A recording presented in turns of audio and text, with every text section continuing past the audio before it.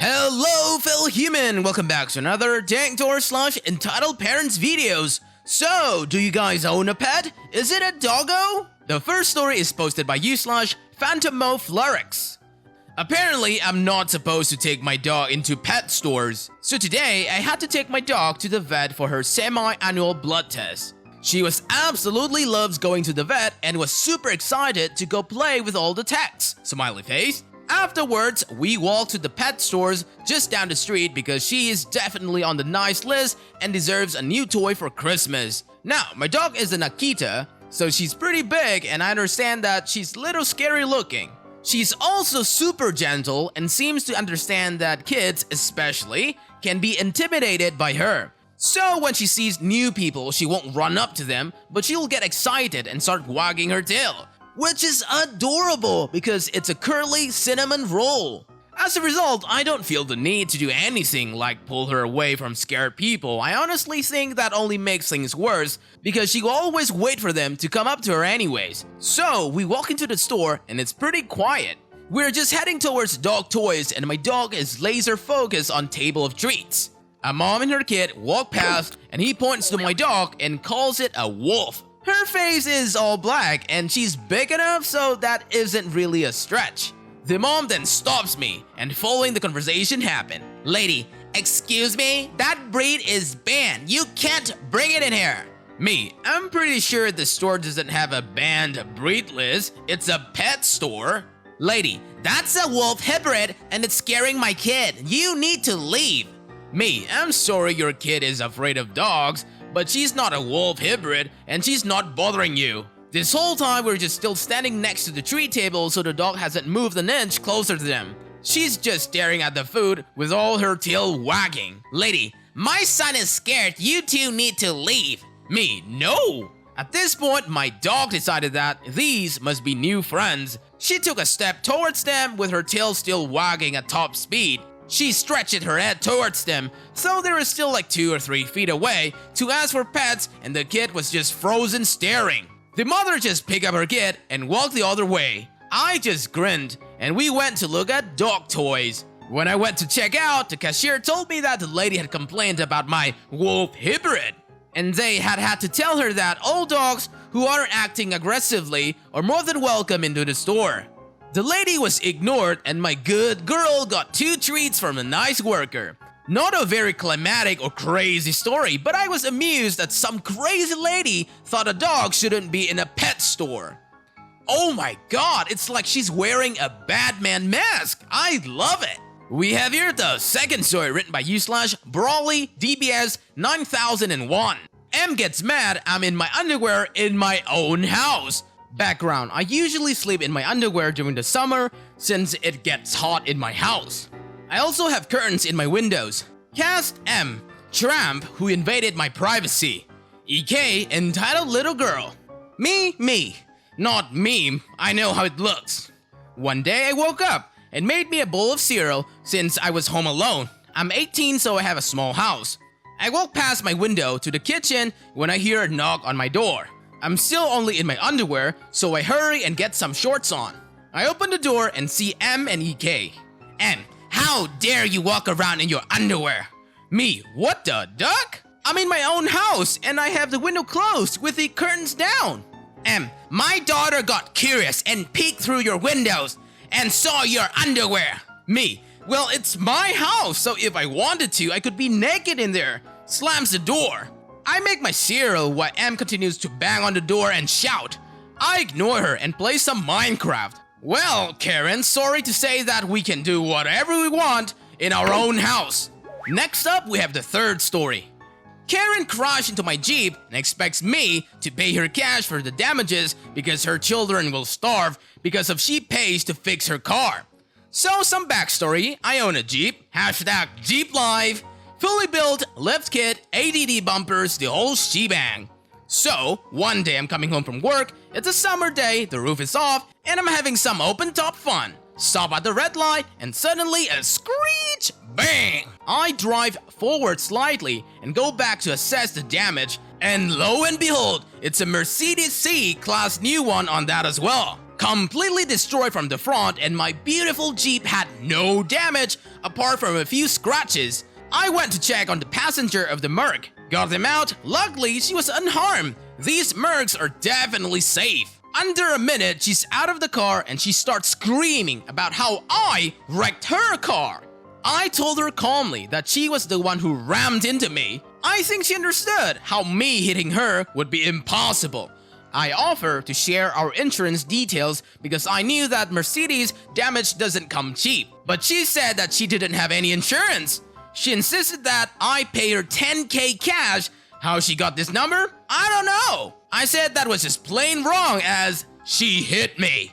It's her fault for not having insurance. She then went on a ramble on how her kids needed money and that they had no money at the time, and now her kids will have to starve because she will have to pay to fix her car, and how it will be all my fault when they're on the street tomorrow. Yeah, on the street with her Mercedes my butt. That is why you should have insurance. But no, she said that she would call the cops if I didn't pay her. I refused, as this is just dumb. So then she called the cops. Yeah, cops came, assessed damage, and asked us what happened. She said, and I quote, "He backed me into full speed on a red light," shaking my head. Then they asked me what happened and I told them.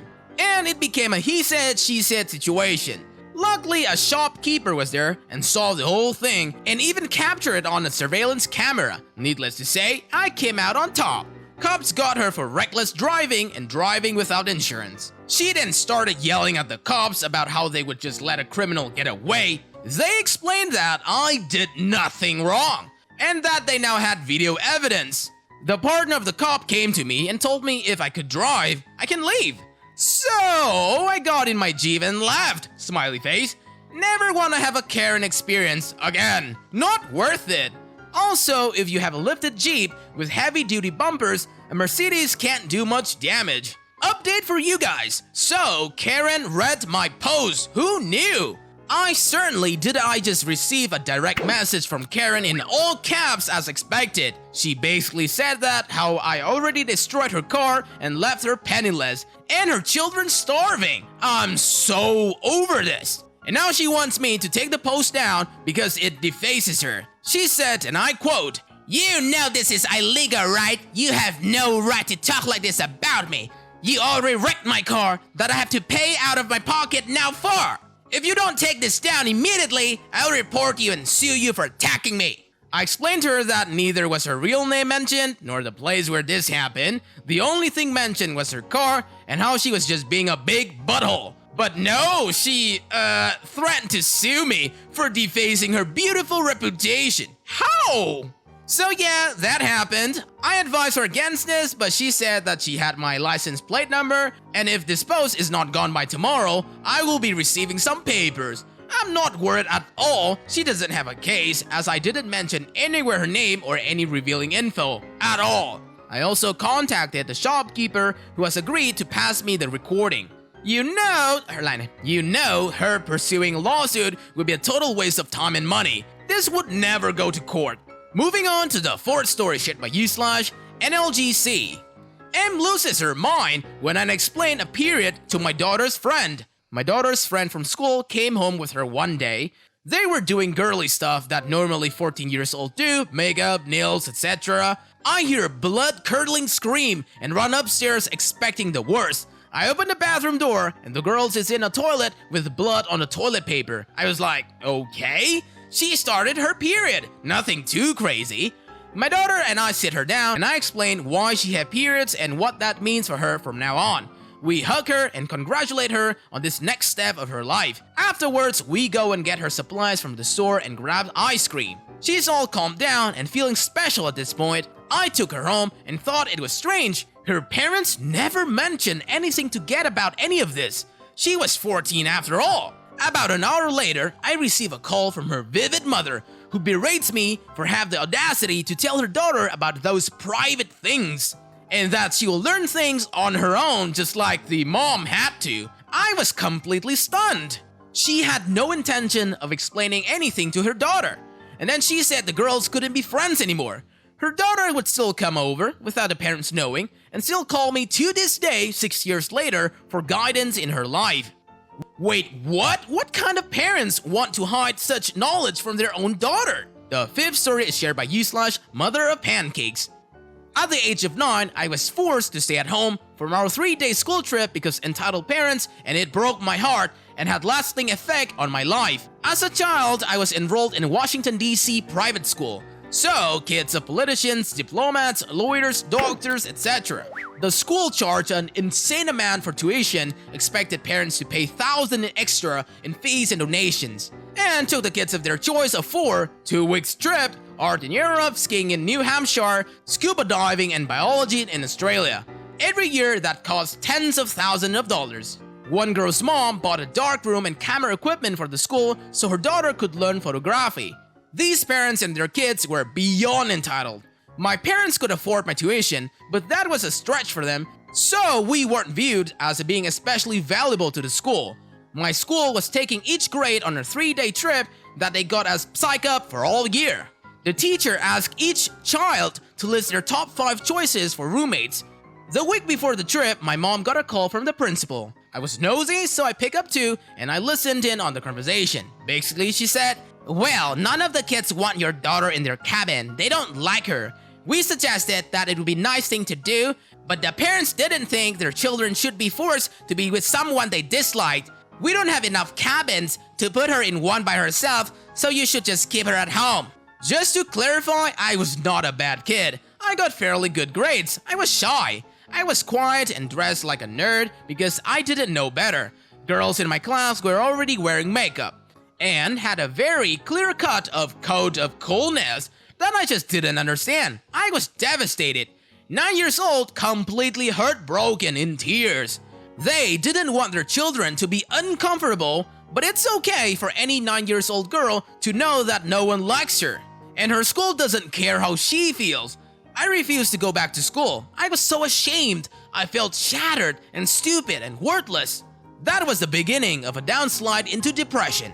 I had been told by those kids for years that I was worthless, stupid, ugly. And on one year, I did a report on being adopted. And let me tell you, the kids had a field day with that. But the realization that not one single person was in my corner, not even the teachers, it just broke me.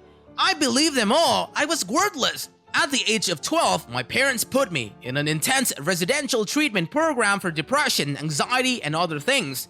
And this experience was the beginning of my depression and distress of people. I'm now 35 and I have a good life, wonderful friends, and great kids. And I foster all kinds of abandoned and unwanted animals. I know the value of kindness and I try to help others every chance I get. Life is good, I'm loved, and I am happy. But I still get choked up thinking back to that phone call. Holy crap! I never seen so many entitled parents in one single post. On to the 6th story shared by u/shy girl turned sassy. Entitled aunt tried to barge into my room while I was changing my clothes and got her head banged against the door. My crazy entitled aunt, whom you all know so well by now, had an annoying habit, one of her many annoying habits, to just storm in when I was changing my clothes. The door would be closed, and if it wasn't locked, she would just let herself in. My protest that I may be in a state of undress fell on deaf ears, as did any insistence that she knocks before entrance like a civilized human being. The following incident happened when I was either 18 or 19. Aunt and her husband were over for a visit. I was in my room changing my clothes. My bedroom door had a small defect and it wouldn't lock properly. So anytime it was closed, my dad, my stepmom, my stepbrother would either knock or ask if they could come in. Not entitled aunt, of course. She considered herself above such frivolous courtesies. She could come into the room as, and we saw fit, and mere mortals would just have to live with it. Unfortunately for her, these mere mortals had had enough of her privacy being invaded. My top was off and I heard the door begin to crack open. I yelled, "I'm changing! Wait outside!" As expected, the aunt didn't listen and was about to stick her head in when I swiftly reached the door and pulled it back a little and slammed it hard into aunt's thick skull. Not enough to crack her skull, but enough to hurt.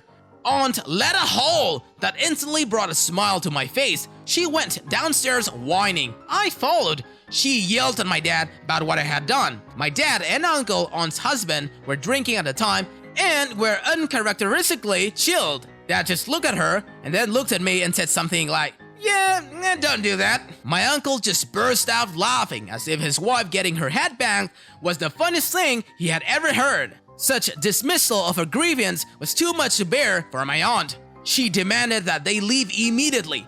Uncle told her he was in no condition to drive. Besides, he and my dad were going to watch a cricket match, so leaving was out of the question. Aunt dialed my cousin's number, believing wholeheartedly that her son would come to her aid. But judging from her end of the conversation, cousin was out with friends and wasn't going to drive all the way over to deal with her stupid butt. And why couldn't she just stop getting into unnecessary squabbles?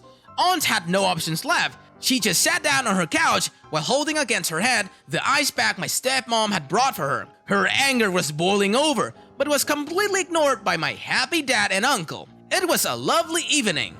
Opie's dad response was simply brilliant. On to the final story shared by u/Casman87. M1's family dog on plane mentions bomb. So I've seated a few rows behind a family of 4 and boarding is near complete. Family daughter entitled kid is sobbing, and it gets more and more audible as more people get in and on their seats. Finally, entitled mother gets a hold of the flight attendant and demands her to ask the captain one more time if they could have their dog in the cabin instead of the pet compartment. The flight attendants try to explain that their dog is too large and has to travel in separately. This provokes the entitled kid to cry out even louder. And the flight attendants try to explain that how it is perfectly safe for animals to travel in their designated compartment underneath the passengers. The fuss starts to attract attention, and someone close to my row announces that there's severe allergy to dogs to family and the flight attendant. The entitled mother raises her voice and demands the flight attendant to dig their luggage and the dog out of the plane, as they will find another airline that allows all family members in the cabin. At this point, the plane is full and doors are closed, and it seems the captain is waiting for confirmation from the crew to start rolling towards to take the takeoff strip. The flight attendant tries to explain how they would have to go through all of the luggage to find theirs and how that would delay the flight. M is having none of it and very clearly articulates, "You would turn back an instant and go through it all if there was a bomb, wouldn't you?" All movement and chatter stops and flight attendant goes very serious. "Please remain seated and we'll see what we can do." It takes less than a minute for the police to arrive and escort the family out, 10 more to get their luggage and the dog, and another 5 for the flight to take off. Seeing the mad angry husband with the crying kids watch their mom put in the police car was the best start of a holiday I've had in a long time. Well, be stupid, say bomb, get arrested. Love it. That's it for today, fellow humans. Thanks for watching. Be sure to leave a like, comment, and subscribe. See you guys next time.